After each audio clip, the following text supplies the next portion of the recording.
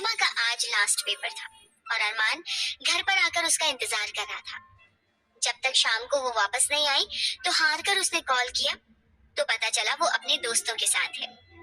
एक बार अरमान ने सोचा कि उसके दोस्तों से कहीं घूमने जाने की बात करे, पर फिर सोचा कि इस बारे में पहले रिद्धिमा से पूछना चाहिए, कहीं वो बुरा ना मान जाए। इसलिए उसने सोचा था आज उसके आने पर वो बात कर लेगा, पर डिनर टाइम पर भी वो घर नहीं पहुंची। तो अरमान के पूछने पर डॉक्टर मलिक ने बताया कि वो अपनी बड़ी दीदी अंजलि के साथ उसके घर गई है। अरमान के चौंकने पर डॉक्टर मलिक ने खुलासा किया कि अंजलि उसकी अपनी दीदी नहीं, डॉक्टर शशांक की बेटी है और आज बरसों बाद वो मिल रही है। उन्होंने अरमान को बताया कि किस तरह रिद्धिमा के आने पर डॉक्टर शशांक की पत्नी के साथ उनका मनमुटाव बढ़ गया था और फिर वो तलाक लेकर चली गई थी। उसके बाद उनके साथ किसी का कोई कांटेक्ट नहीं था, पर आज अंजलि हॉस्पिटल आई थी, रिद्धिमा से मिली, फिर उसे उनके घर ले जाने की परमिशन मांग गई थी। तो डॉक्टर मलिक ने कह दिया कि रिद्धिमा को ले जाए। अरमान मन ही मन खींचता हुआ अपने कमरे में आ गया। उसने तो कुछ और ही प्लान कर रखा था, पर रिद्धिमा को उसकी थोड़ी कोई परवाह है। एक बार उसने अरमान को इत्तला करने की जरूरत भी नहीं समझी। शायद उसकी कोशिश एक तरफा ही है, जिसमें रिद्धिमा की कोई दिलचस्पी है ही नहीं। सुबह अरमान की नींद कुछ आवाज के साथ खुली। उसने देखा धूप काफी चढ़ आई थी। उसने देखा कि रिद्धिमा कमरे में थी, पर बैग पैक कर रही थी। अरमान तड़ाक से उठ बैठा और पूछा, कहाँ जा रही हो? रिद्धिमा ने उसे मुड़कर देखा और बैग में सामान रखते हुए उत्तर दिया, अपने घर। क्या मतलब? तुम्हारा घर तो यही है ना? ये सुनकर रिद्धिमा ने चौंकते हुए उसकी तरफ देखा, फिर धीरे से बोली, अंजलि दी आई है, वो कुछ दिन घर पर ही रहेंगी, तो मैं भी उनके साथ थोड़ा टाइम बिताना चाहती हूँ। मलिक अंकल ने खुशी खुशी हाँ कहा है। हाँ तो पापा ने परमिशन दे ही दी है, तो मुझसे पूछने की या बताने की जरूरत ही महसूस नहीं करती तुम। इतना सुनते ही रिद्धिमा ने उसे चौंक कर देखा और बोली, मैं तुम्हें बताकर जाने वाली थी? अरमान ने उसे गुस्से से घूरते हुए पूछा, कब? कल तो नहीं पूछा तुमने। मैं इंतजार करता रहा और तुम बिना बताए अपनी दी के साथ चली गई। अचानक रिद्धिमा ने उसकी तरफ देखकर पूछा, क्यों इंतजार कर रहे थे? अरमान उसके सवाल पर गड़बड़ा गया और सोचने लगा कि क्या जवाब दे। तभी बाहर से किसी लड़की की आवाज आई, रिद्धिमा, कितनी देर है? मैं इंतजार कर रही हूँ। रिद्धिमा कुछ कहती उससे पहले ही वो लड़की दरवाजे पर थी। अंदर झांकती हुई बोली, क्या मैं अंदर आ सकती हूँ डॉक्टर अरमान? कम इन। अरमान बेड से उठ खड़ा हुआ और बोला। उसने देखा एक बहुत ही खूबसूरत स्मार्ट लड़की अंदर आई। उसने जीन्स और हाफ स्लीव की टी शर्ट पहन रखी थी। उसके बाल छोटे और घुंघराले थे और बेतरतीबी से उसके चेहरे पर फैले हुए थे। उसने अंदर आते ही अपना हाथ आगे करते हुए बोला, हेलो डॉक्टर अरमान, मैं हूँ अंजलि, रिद्धिमा की दीदी। अरमान ने उसके साथ हाथ मिलाते हुए मुस्कुराकर जवाब दिया, आपसे मिलकर खुशी हुई मिस अंजलि। अंजलि बाल झटकते हुए बोली, मुझे भी। वैसे शी इज लकी, इतना हैंडसम हस्बैंड पाकर। पर सुना है आप बड़े टैम्पर्ड हो। अरमान को उसके कहने के अंदाज पर हंसी आ गई। वो बोला, अच्छा, तो आपकी प्यारी सिस्टर ने मेरे गुणगान पहले ही कर दिए हैं। अंजलि कह कहा लगाते हुए बोली, अरे नहीं, ये बेचारी कुछ बोलना भी जानती है, ये लगता है आपको? आपको बता दूं, मैं फेस रीडर भी हूँ। इंसान के चेहरे से पता लगा लेती हूँ कि वो कैसे स्वभाव का इंसान है और क्या सोच रहा है। अरमान ने मुस्कुराते हुए कहा, ओह ग्रेट, तो बताइए अभी मैं क्या सोच रहा हूँ? अंजलि ने उसे ध्यान से देखा और बोली, आप यही सोच रहे हैं कि क्या मुसीबत है? कहाँ मैंने सोचा था कि एग्जाम के बाद रिद्धिमा के साथ टाइम स्पेंड करूंगा और कहाँ ये टपक पड़ी।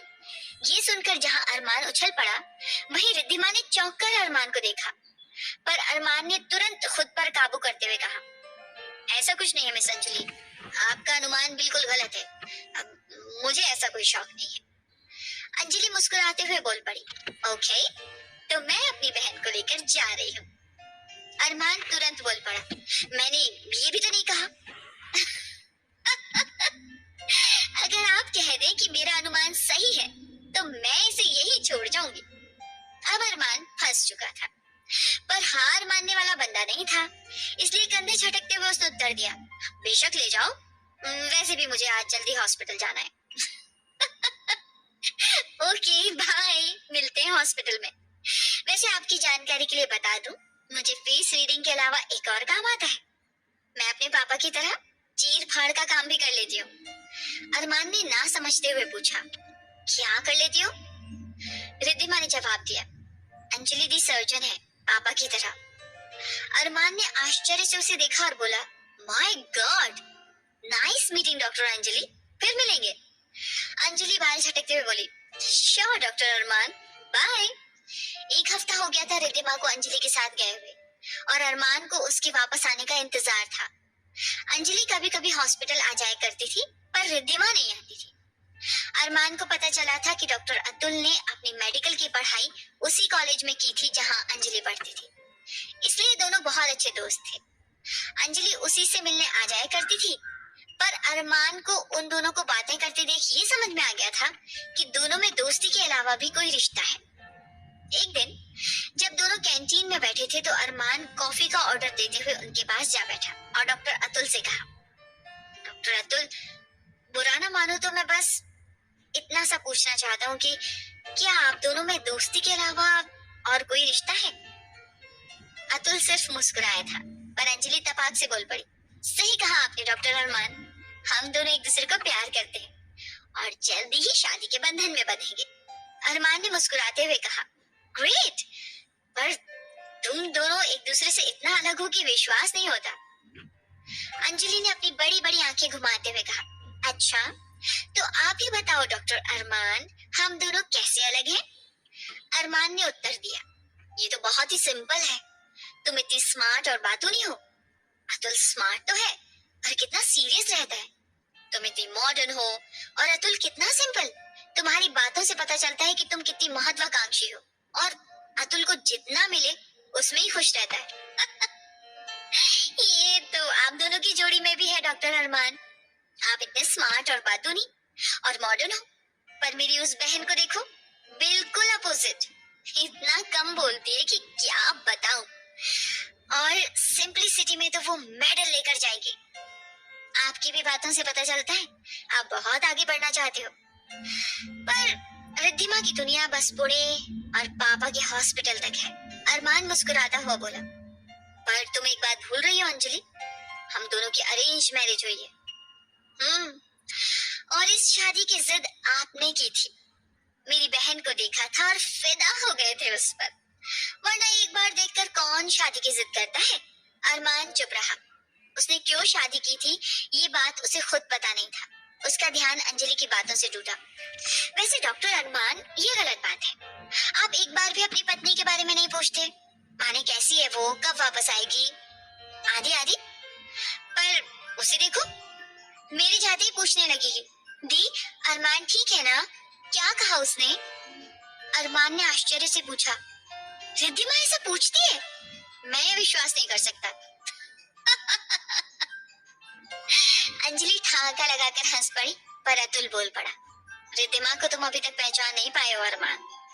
चुप रहती है और सबका ख्याल रखती है। अरमान मुस्कुराया, पर कुछ बोला नहीं। उसे तो ये सोचकर ही अच्छा लग रहा था कि रिद्धिमा उसके बारे में पूछती है। वो बोल पड़ा, मैं चलता हूँ, मेरी ड्यूटी है अभी। उसके जाने के बाद अंजलि बोल पड़ी, दोनों की जोड़ी कितनी अच्छी है ना, पर पता नहीं, मुझे लगता है कि कुछ गलत है उन दोनों में। मुझे पता लगाना पड़ेगा। अतुल हंसता हुआ बोला, तुम्हारी जासूसी की आदत नहीं गई अंजलि? अरे उन्हें छोड़ो और बताओ आगे क्या प्लानिंग है? अंजलि ने कॉफी पीते हुए जवाब दिया, सोचकर तो आई थी कि तुमसे मिलूंगी और तुम्हारी प्लानिंग के बारे में पूछूंगी, क्योंकि मम्मा चाहती है कि अब हम दोनों की शादी हो जाए। पर अपना घर जहाँ मेरा बचपन बीता था और पापा का हॉस्पिटल देखने का लालच में छोड़ नहीं पाई, ये जानते हुए भी कि अब वो रिद्धिमा के नाम है। फिर तुमसे जब रिद्धिमा के बारे में पता चला तो मुझे लगा कि मेरे पापा जिस लड़की को अपनी बेटी से भी बढ़कर प्यार करते थे उससे भी मिलना चाहिए। वो रुकी। अतुल ने मुस्कुराकर पूछा, जलन? अंजलि सिर झटकते हुए बोली, नहीं, पर लगा था पापा जिस लड़की को इतना स्नेह देते थे, इतना विश्वास करते थे जिसे, उसमें कुछ तो बात होगी। और पता है, रिद्धिमा से मिलकर मैं बहुत खुश हूँ। बहुत ही अच्छी लड़की है, गैरों को भी अपनाना जानती है। तुम तो कोई गैर नहीं अंजलि। उसने जो किया तुम्हें पता नहीं अतुल। उसने उसके नाम पापा की जो सारी प्रॉपर्टी थी मेरे नाम कर दी। उसका कहना है कि उस पर सिर्फ मेरा हक है। अतुल मुस्कुराया और बोला, मुझे पता था कि वो ऐसा करेगी। उसे मैं बचपन से जानता हूँ। अंजलि ने सिर हिलाया और बोली, मुझे अब लगता है कि हम दोनों सच में बहन हैं और अब मैं उसका ख्याल रखूंगी। अतुल बोल पड़ा, तो फिर यहीं रह जाओ ना अंजलि। डॉक्टर शशांक का भी तो यही सपना था कि उनकी बेटी उनके हॉस्पिटल को संभाले, और अब तो एक नहीं दो बेटी है जो उनके हॉस्पिटल संजीवनी को फिर से उसी पोजीशन को दिला सकती है जो पहले उसकी थी। अंजलि ने सिर हिलाया, फिर बोली, मैं भी बिल्कुल यही चाहती हूँ, पर मम्मा को भी वहां मुंबई में अकेला नहीं छोड़ सकती ना। तुम तो समझ सकते हो, मम्मा रिद्धिमा को बिल्कुल पसंद नहीं करती है। अतुल थोड़ी देर चुप रहा, फिर बोल पड़ा, कुछ ना कुछ हल निकल आएगा। चलो मेरी ड्यूटी है, मैं चलता हूँ।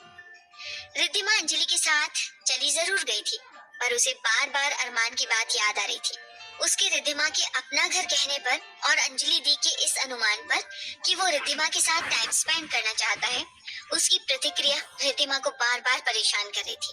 अंजलि दी के साथ 2 दिन कैसे गुजर गए उसे पता ही नहीं चला, पर फिर उसे घर की बहुत याद आने लगी जहाँ वो दुल्हन बनकर गई थी। रात को जब अंजलि दी सो जाती तो रिद्धिमा का मन कहीं और विचरण करने लगता। अरमान घर वापस आया कि नहीं, खाना ठीक से खाया होगा कि नहीं, सुबह खिड़की से धूप उसके चेहरे पर गिरती है तो कैसा बौखलाया हुआ चेहरा बना हुआ होता है। रिद्धिमा नहीं है तो उसे जरूर सुबह की धूप लगती होगी, क्योंकि वो तो उठकर खिड़की के पर्दे लगाने से रहा, और रिद्धिमा को पता है धूप लगने से अरमान को माइग्रेन होता है। ये बात अरमान ने उसे एक दिन बताई थी। जब अंजलि अतुल से मिलने हॉस्पिटल जाती थी तो उसका भी मन करता था कि चली जाए, पर शर्म पैर की बेड़ियां बन जाती थी। हॉस्पिटल के स्टाफ के लोग क्या सोचेंगे, पापा क्या सोचेंगे, और अरमान वो खुद क्या सोचेगा। तारा उसे वहां जाने से रोक लेती थी और वो अपने दोस्तों के साथ घर चली जाया करती थी। कभी कभी उसका दिल करता था अरमान को कॉल करे, पर फिर वही शर्म उसे रोक लेती थी। इसलिए जब अंजलि ने उसे बताया कि वो मुंबई वापस जा रही है तो उसे पता नहीं क्यों खुशी हुई। एक तरफ अंजलि दी से बिछड़ने का गम और दूसरी तरफ उसके मन में अपने घर वापस जाने की खुशी थी। शायद ऐसा ही होता है, विवाह के बाद लड़कियों को अपना घर, जहां उसने अपने जीवन के इतने साल बिताए हैं, वही पराया लगने लगता है और अपना ससुराल ही अपना घर लगने लगता है। रिद्धिमा को अब उस घर की हर चीज प्यारी लगती थी, पर वो अभी भी दिल को नहीं समझ पाई थी कि क्या उसे अरमान से प्यार होने लगा है। हाँ शायद, क्योंकि अगर प्यार नहीं होता तो वो जब भी अकेली होती है उसी के बारे में क्यों सोचती रहती है, क्यों उसे अरमान की चिंता खाए रहती है। जब भी अरमान बातें करते हुए उसकी ओर देखता है वो उसकी उन नीली आंखों को देखकर घबरा जाती थी और अपनी नजरें नीची कर लेती थी, पर अब वही नीली आंखें जैसे उसे अपने पास बुलाती हैं। अंजलि ने एक दिन बातों बातों में उससे पूछ लिया था कि क्या उसे अरमान पसंद नहीं है, क्योंकि अंजलि की नजरें ताड़ गई थी कि दोनों के बीच ऐसा कोई रिश्ता नहीं है। रिद्धिमा के चुप रहने पर अंजलि ने उसे समझाया था कि अरमान के बारे में उसने पता लगाया है, वो एक अच्छा इंसान है। अगर अरमान ने शादी की अपनी मर्जी उस पर थोपी भी है तो भी रिद्धिमा एक कोशिश तो कर ही सकती है उसके साथ रहने की।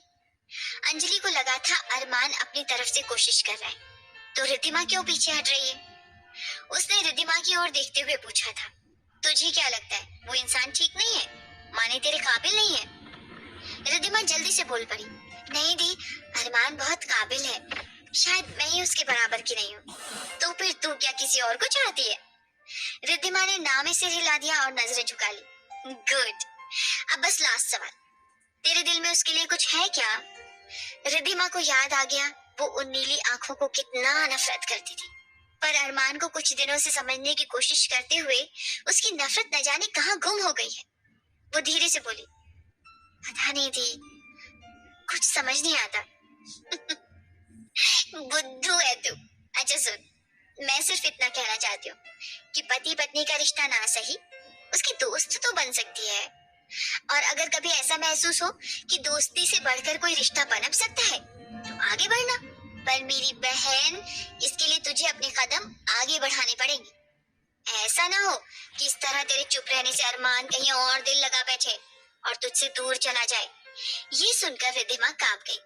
उसे वो फोन कॉल याद आ गया जो उस रात अरमान के साथ कोई तान्या नाम की लड़की कर रही थी। उसे लगा कि अब वो घर उसका अपना घर है, अपना साम्राज्य है और वहां वह किसी को नहीं आने दे सकती। अंजलि दी ने सही कहा है, वो अरमान से दोस्ती तो कर सकती है और उसके दिल की बात तो जान सकती है।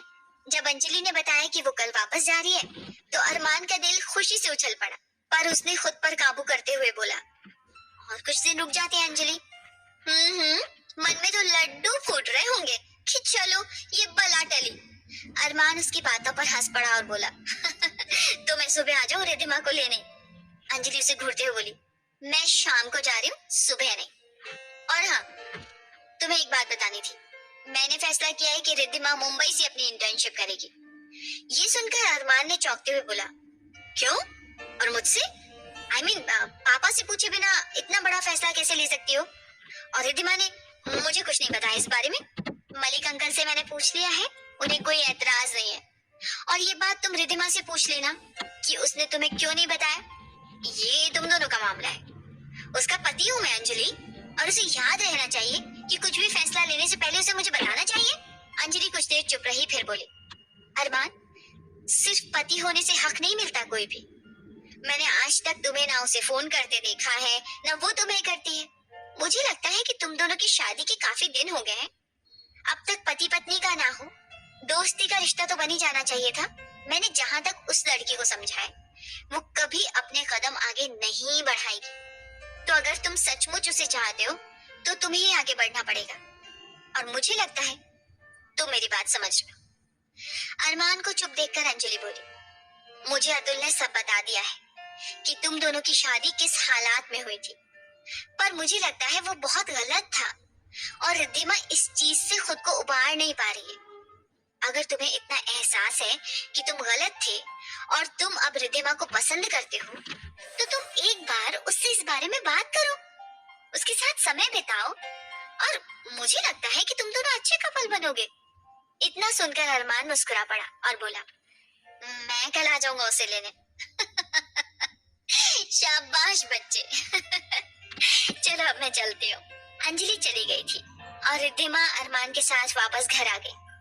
रात को डिनर के बाद जब वो कमरे में आए तो अरमान बोला, रिद्धिमा पैकिंग कर लेना, कल सुबह हम महाबलेश्वर जा रहे हैं। ये सुनकर रिद्धिमा ने अरमान को चौंक कर देखा तो अरमान ने मुस्कुराते हुए कहा, असल में ये प्रोग्राम मैं तुम्हारे एग्जाम के बाद ही प्लान कर रखा था, पर अंजलि आ गई तो मैंने कुछ दिन रुक जाने की बात सोची। रिद्धिमा कुछ बोलने जा रही थी कि अरमान बोल पड़ा, अगर तुम चाहो तो हम कहीं और भी जा सकते हैं, पर तुम्हारे दोस्तों ने बताया कि तुम्हें बहुत दिनों से महाबलेश्वर जाने का मन था। सो कहते हुए उसने रिद्धिमा की ओर देखा। रिद्धिमा उसकी ओर देखते हुए बोली, पर कुछ नहीं, मैं नहीं जानता, तुम अपने दोस्तों के बिना नहीं जाओगी, इसलिए वो भी जा रहे हैं हमारे साथ और मैंने पापा की भी इजाजत ले ली और कुछ बाकी हो तो वो भी मैं कर लूंगा, पर प्रोग्राम तो फिक्स है। रिद्धिमा ये सुनकर मुस्कुरा पड़ी, फिर उसने अपनी नजरें नीचे झुकाते हुए कहा, थैंक यू, वेलकम। अब बैग पैक कर लो और सो जाओ, जल्दी उठना है। मैंने तो अपना बैग ऑलरेडी पैक कर लिया है। रिद्धिमा ने हाँ में सिर हिलाया और अपना बैग पैक करने लगी। पैकिंग के बाद उसने अरमान के बेड की तरफ देखा और पाया कि वो सो चुका था। रिद्धिमा को अंजलि की बात याद आ गई, पति पत्नी का ना सही दोस्त तो बन सकती है, एक कोशिश तो कर रिद्धिमा, तेरी शादी हुई है उससे और शादी कोई गुड्डे गुड़ियों का खेल तो नहीं है, दोनों को इस रिश्ते में थोड़ा थोड़ा झुकना पड़ता है। रिद्धिमा ने मन ही मन दोहराया, सही कहा दिया आपने, मैं कोशिश जरूर करूंगी, क्योंकि कोशिश से ही रिश्तों की डोर मजबूत बनती है। अरमान, रिद्धिमा और रिद्धिमा के सारे दोस्त महाबलेश्वर आए थे। 2 दिन वहां रुके और खूब एंजॉय किया। आर्यन के पापा का एक गेस्ट हाउस था, वो वहां रुके। उन्हें वहां 2 कमरे मिले थे बड़े बड़े, जिसमें एक में सारी लड़कियां थी और एक में सारे लड़के। रिद्धिमा को अच्छा लगा कि अरमान ने इस बात पर कोई एतराज नहीं जताया था। सब मिलकर सारा दिन वहां घूमते और देर रात तक गप्पे लड़ाते। अरमान जब ऑस्ट्रेलिया की कहानी सुनाता तो सभी बड़े ध्यान से सुनते। रिद्धिमा ने नोटिस किया था कि अरमान किसी चीज के बारे में बताता है, वर्णन करता है तो बड़ा गजब का तरीका था उसका, और सुनने वाले आकर्षित हुए बिना नहीं रह पाते थे। वो खुद आजकल अरमान की तरफ खींची चली आ रही थी और उसे लगता था वो घंटों उसके सामने बैठा रहे और बोलता चला जाए। इन 2 दिनों में अरमान को रिद्धिमा की एक बात पता चली थी कि वो बहुत अच्छा गाती है। एक दिन जब सब मिलकर अंतराक्षरी खेल रहे थे, तो रिद्धिमा की जब बारी आई, तो उसने जैसे ही अपनी सुरीली आवाज में संगीत शुरू किया, अरमान को लगा जैसे चारों तरफ अपने आप म्यूजिक बज उठा हो। वो जैसे उसके जादू में खो गया था, और जैसे ही गाना खत्म हुआ, वो बोल उठा, फैंटास्टिक! मैंने इतनी सुरीली आवाज कभी नहीं सुनी। ये सब सुनकर सब मुस्कुरा दिए और रिद्धिमा शर्मा गई। रात को जब सब सो गए और रिद्धिमा छत पर आकर दूर पहाड़ियों को देख रही थी, तो उसे अरमान की आवाज सुनाई दी। सॉरी रिद्धिमा। रिद्धिमा ने पीछे मुड़कर उससे पूछा, किस लिए? अरमान थोड़ी देर चुप था, फिर बोल पड़ा, तुम्हारी जिंदगी की सारी खुशी छीनने के लिए। अगर मैं इस तरह तुमसे शादी नहीं करता, तो तुम शायद अपने सारे सपने पूरा करती। और पर रिद्धिमा ने उसकी बातों को काटते हुए कहा, मेरा सपना तो ये भी था कि मलिक अंकल खुश रहे, और वो तुम्हारे उनके पास रहने से ही हो सकता है। अरमान ने सिर हिलाया, फिर कहा, और शायद पापा का सपना भी ये था कि तुम उनकी बहू बनो। रिद्धिमा ने सिर हिलाया, पर फिर भी तुमने ये तो नहीं चाहा होगा ना रिद्धिमा? तुम तो मुझे जानती भी नहीं। रिद्धिमा ने थोड़ी देर चुप रहने के बाद जवाब दिया, मैं तुम्हें नहीं जानती थी, पर हमारे जीवन में तो हर इंसान अजनबी की तरह आता है और फिर दोस्त बन जाते हैं। तो अब मेरी दोस्ती कबूल है तुम्हें? रिद्धिमा ने नजरें झुकाते हुए कहा, तुम इतनी सारी कोशिश तो मुझसे दोस्ती के लिए कर रहे हो ना, फिर मैं मना कैसे कर सकती हूँ? अरमान ये सुनकर हंस पड़ा। दोस्त बनकर धोखा तो नहीं दोगी? रिद्धिमा ने अपनी बड़ी बड़ी आंखें उठाकर उसकी ओर देखा और बोली, मैं ऐसी लड़की नहीं हूँ। अरमान तपाक से बोल पड़ा, ओके, तो बताओ तुम इंटर्नशिप करने मुंबई क्यों जाना चाहती हो, जबकि हमारे कॉलेज में भी कर सकती हो? रिद्धिमा ये सुनकर चौंक गई थी, फिर जवाब दिया, ये मेरा नहीं, अंजलि दी का आइडिया था।